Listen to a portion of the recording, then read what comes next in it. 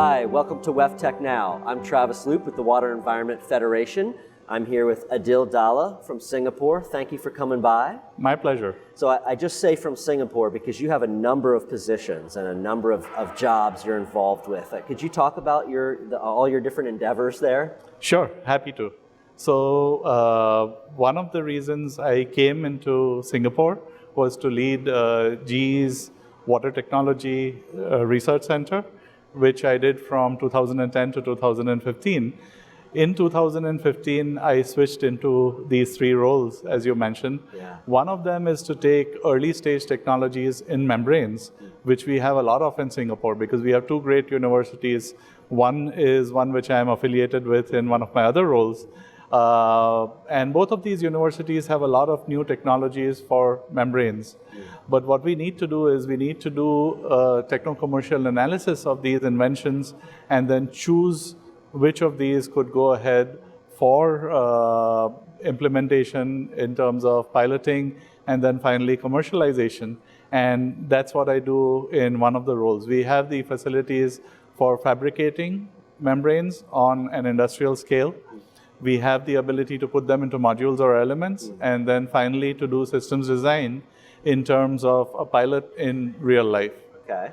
That's one of your hats. That's one of my hats. This hat also leads into the membrane consortium, which we have in Singapore, which involves academia, translation centers, as well as the industry enterprise layer, and I can talk about that a little bit more. Okay. The third one I have is I also have a role advising the Environment and Water Research Institute. This is one of the largest in the world. It's around 300 people all told, around 80 faculty from the Nanyang Technological University, 80 researchers and another 80 students or so, and the rest of us are folks who work on business development, operations, etc. So I'm the CEO for that unit. All right, so you're busy. You're busy guy. Yes, but in today's world, busy is much better than the alternative. Absolutely. So let's go a higher level. Sure. Singapore is really world-renowned for its work on water, for being at the cutting edge of innovation and technology. Yes.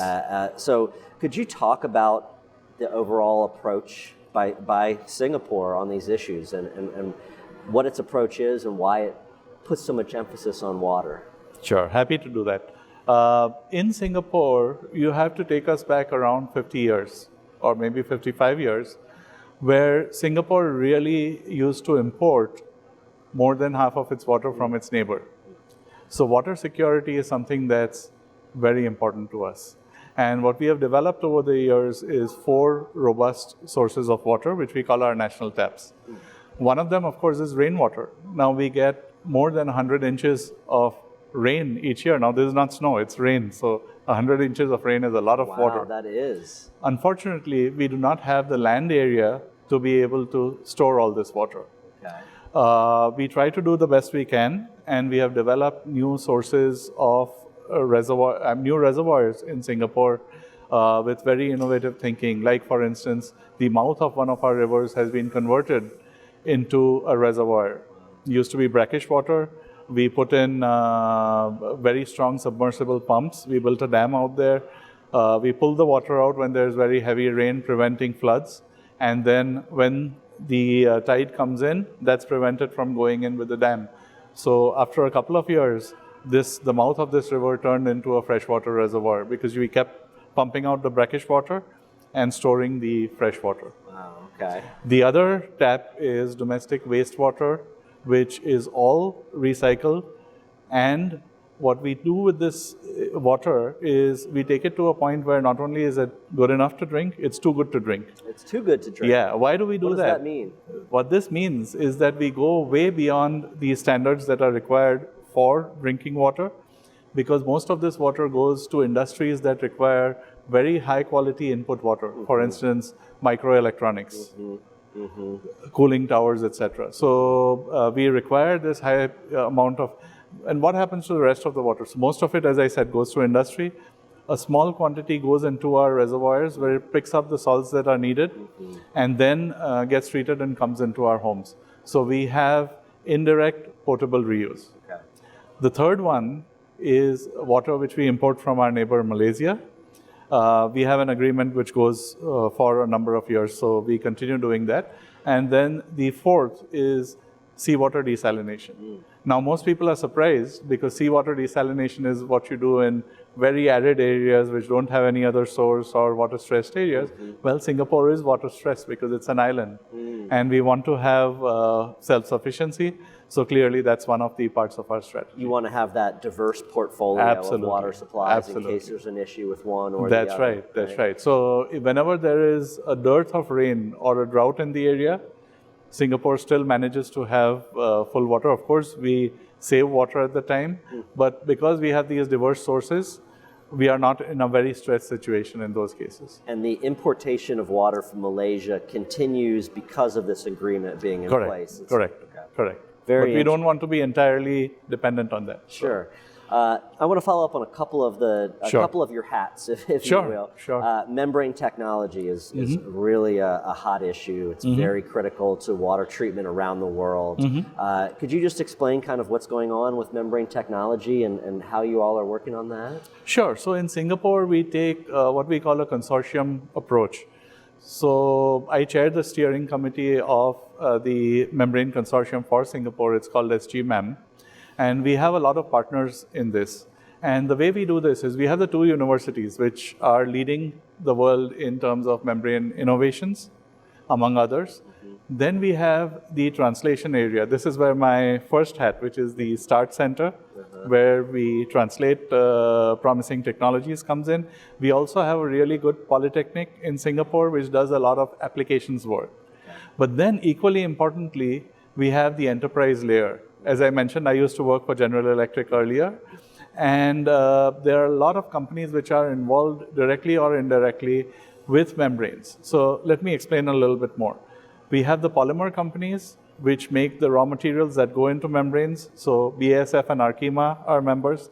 Some of the big technology providers, Suez, Evoqua, etc., a lot of the local companies in Singapore, as well as the systems integrators, a lot of promising startups are members providing solutions.